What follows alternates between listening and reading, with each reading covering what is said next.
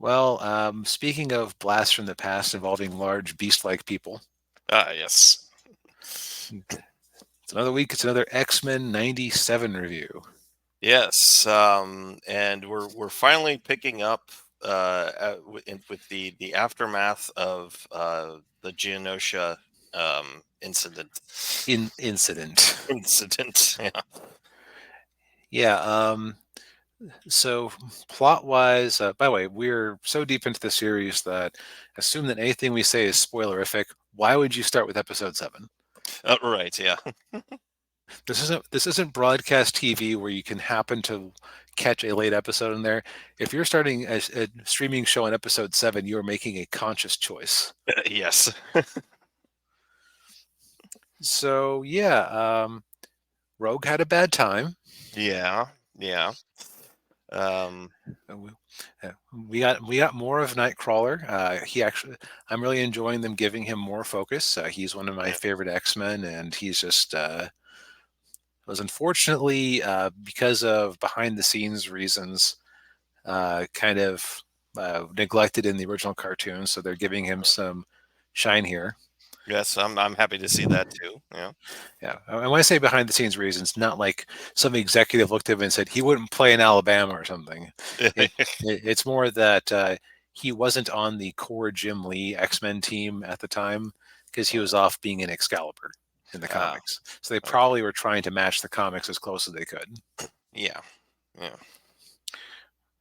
But yeah, so we get the aftermath there.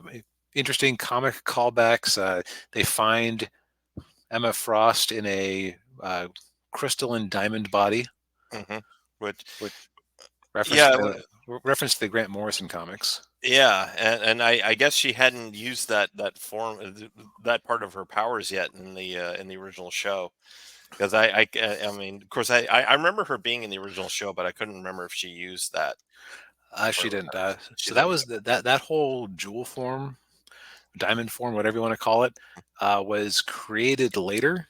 Um, it specifically was like she was on Genosha when it got sentineled in the original comics, and Okay. so but that was like in the 2000s. Oh, okay. All right. So yeah, it wouldn't have been in the '90s cartoon. Yeah. Um, Now, as far as major plot lines, we find out that the president is sandbagging, helping out the mutants. Yeah.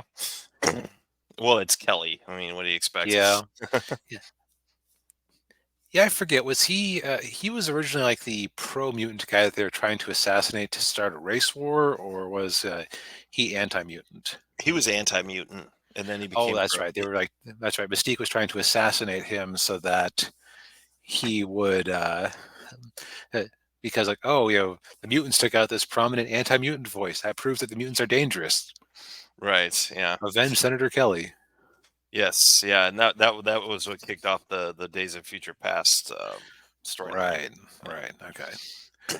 um, and so basically outside of recovery efforts, you have the main subplots are Rogue trying to find the inventor of the Sentinels hmm and her just being a one-woman engine of destruction.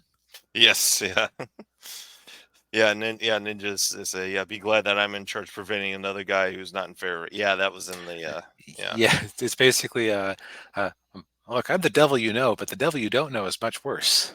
yeah, Yeah, so Rogue, yeah, she rips apart a U.S. military base. yeah, She and actually runs into Captain America, yeah. and she has a Well, little tantrum because he refuses to help her. yeah. She steals his shield and throws it in the mountains. Yeah, like throws it miles away. Yeah, Yeah, it's like, I'm sorry, Rogue, my hands are tied. Well, if your all hands are tied, then you won't need this shield no more. yeah, yeah, yeah.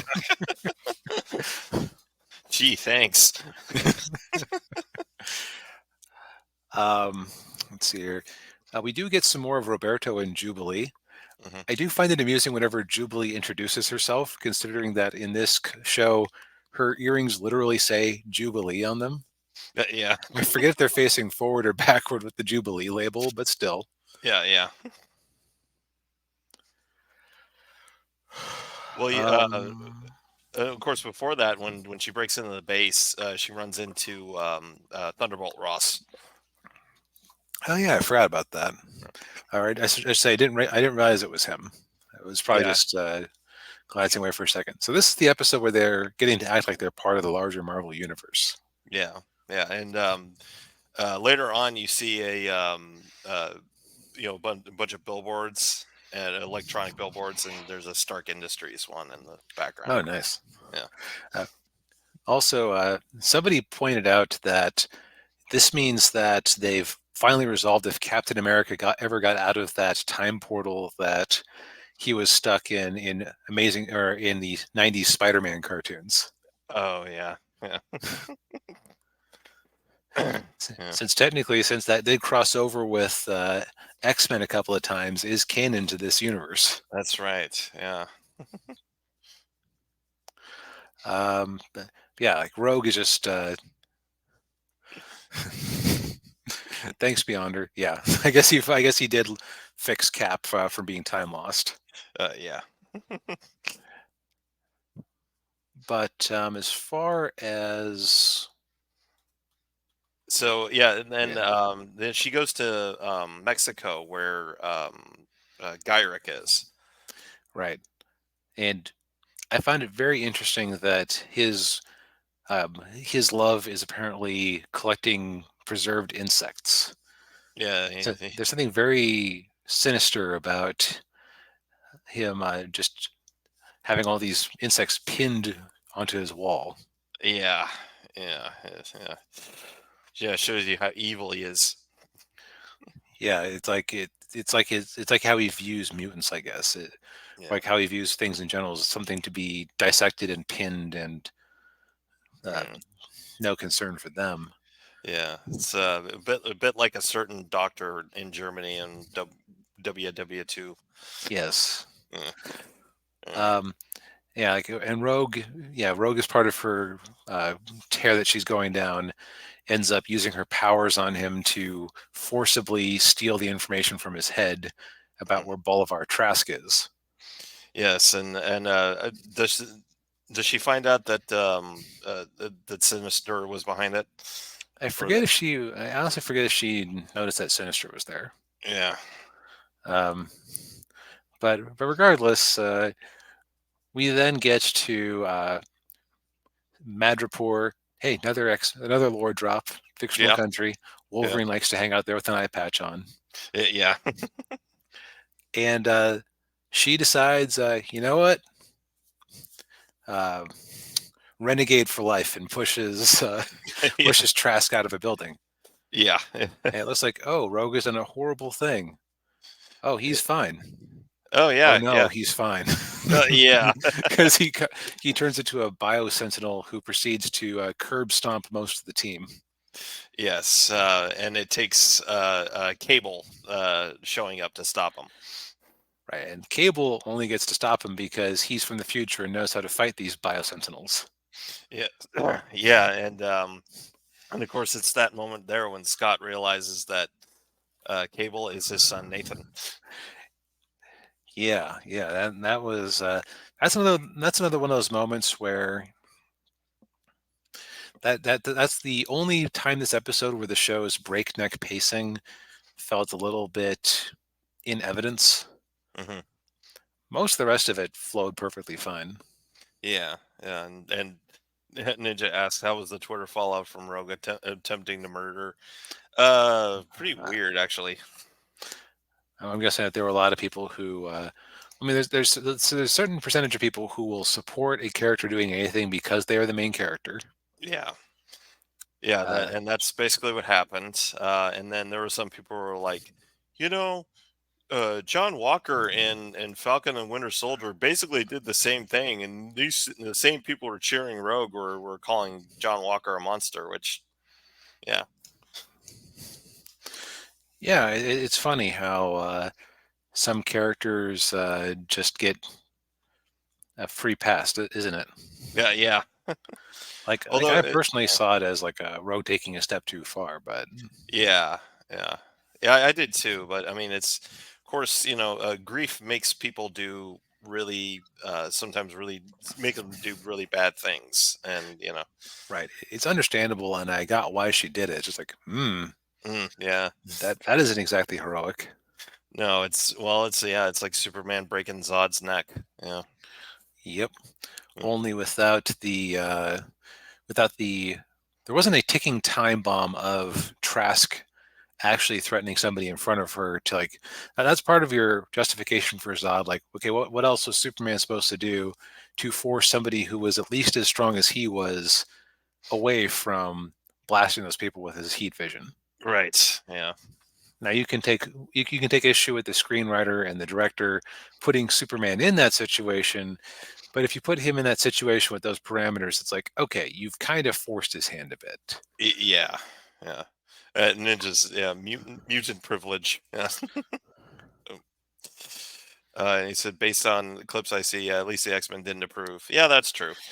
Yeah, they probably would have had a nice conversation with Rogue if they hadn't immediately had a sentinelized Bolivar Trask punching their teeth out. Right. Yeah. Um, then the other thing they kind of introduced was the character of Bastion, who I'm going to admit I read a few comics back in the day with Bastion in it. I do not remember much about him. Mm. I know that he's involved with the Sentinel stuff, but I honestly, if you put a gun to my head, I couldn't discount the idea that he was a mutant who had turned on his people, or if he just has Sentinel powers. Okay. So this is kind of like when Guardians of the Galaxy came out, and I was like, I know two of these characters, so the rest of this can just be a surprise for me. That's special with a Marvel movie. Yeah. Similar way that's a gap in my X-Men knowledge. Okay. So he definitely is playing up the whole creepy angle. I think it's very strange that they're trying to turn a purple people eater into a scary song, but they Yeah. kind of make it work a little bit Yeah. because what first he shows up with not Trask, Gyrick Gyrick. Yeah. in a hospital bed, and as he enters the room, the radio suddenly turns to Purple People Eater. Yeah. And then after he did he actually kill Gyrick or did he just? Yeah. He smothered him. Oh, Yeah. that's right, that's right. And then the radio shut off when he left. Yeah. And then you find out that Magneto is alive, Which, and not a and big surprise, but yeah. no, because he was the least beat. Like he was not terribly beat up. Right. Yeah. Well, it's comic rules, right? If there's a flash of light and there's no body afterwards, character's probably alive. Yeah. And it was oddly sadistic and creepy watching Bastion forcibly shave him while he was strapped to a barber chair. Yeah. A little it rubs the lotion on its skin, or else it gets the Yeah, hose again. yeah. The speculation I'm seeing is that they're going to try to turn him into a Bio-Sentinel as well to Mm. fight the X-Men. But so overall, I'd say that it was nice to see Rogue get some character moments, Yeah. Yeah, just she because. lives. Yeah, she lives up to her name. Yeah. Oh yeah, that's a good point. She often does kind of play it by the rules when things are going well for her. Yeah. Right. Yeah. Um, Daniel, how would you categorize the animation this episode? I thought it was good. Yeah. It's yeah. It was the animation. I think overall in the series has been decent. Although I think you pointed it out last week, occasional frame rate drops here and there, but not nothing too horrible. Yeah, I honestly thought that was not nearly as much of a problem this week. Yeah. Yeah, it's almost like they joke sometimes about saving the budget for a special episode, and you would have thought that it would have been the Janosh episode, but it almost felt like this episode. Like Yeah. I'm actually taking a moment to watch on silent a quick Marvel versus Capcom video to see if because there's this one bit where she's fighting the U.S. military and she does this maneuver where she gets into the air, then she like rider kicks down at terminal velocity down into the ground, Yeah. propelled by her flight powers. that I swore was a reference to that game, but I couldn't find any like references to Yeah. that. Yeah. Xavier, when he comes back, really, Rogue? You guys can't go 1 year without me. Look, the problem was you left everything in Magneto's hands, and technically, if you look at it, Magneto has a long history of screw ups, aka every time the X-Men beat him. Yes. I don't know what you expected. Yeah. But yeah, the animation this episode was like, as far as fight animation, I found myself thinking, wow, this is like good Western action animation. Yeah. Usually you don't get that. That's the closest we usually get is like Peter Griffin punching a giant chicken. Yeah. And even then, that isn't good animation. It's like some decent choreography. Yeah. But this was smooth. Yes, it was. Yeah. So I think they're really getting into their stride production wise here. So that's very encouraging. Yes. Yeah. Yeah. I thought this was a really great episode. Definitely a step up from last week. And Yeah. yeah. Storm. They think they're giving Storm shine this season. They are really not now. No, they're not. Yeah. Um, but yeah, I was pleased with it. Yeah. Also, they're acknowledging that the X-Men have been lying about Professor X being dead. So it's going to be interesting to see what they do with that, because Yeah. Bastion is about to reveal that nope, he's still alive and with aliens. Yeah. X-Men have been trying to milk sympathy for a while now. Yeah. Yeah. Oh. Yep. Yeah, so I'll call this, like, for me personally, not remembering anything about Bastion. I don't think I ever read to the end of his story. That might have been happening around when I was getting out of the comic books in the 90s. Yeah. It's yeah, it's going to be nice to have some more mystery. Yeah. And it just says it's the Cyclops and Rogue show. It Yeah. really is. Those two seem to be the two the characters they're highlighting the most. Oh yeah, that reminds me. We did find out about Sunspot. His family knew he was a mutant the whole time, and Mhm. they did the kind of the usual mutants as metaphor for being in the closet thing. Where it's like, oh, it was Yeah. your secret to tell us. Right. Yeah. And yeah, and but then they said, well, but you can't. They don't want him coming out as a mutant because that would hurt their business. Right, because so it's a little bit on the nose there. I feel like I want to like that, like the whole subplot with Sunspot and Jubilee more than I do, but it keeps getting like little moments, and it doesn't like it isn't that interesting. I don't know. Yeah, it's a little too teen soap opera-y for my taste. Yeah, and it's a shame because I always did like Jubilee, but I Yeah. don't know. Maybe I've just outgrown the character. Well, I think they put her in the original show because she was meant to be kind of like like a stand-in for the younger audience. I want to say that they invented her for the comics because Kitty Pryde had grown up too much. Mm, that makes sense. That's half memory, half speculation, but it works functionally. Yeah. Oh, and it just says at least Roberto's father is not part of the Hellfire Club yet. Yep, but yeah, I mean overall, it's just a good continuation of the storyline we've been following, and Yes, with really fantastic animation. indeed. Yeah.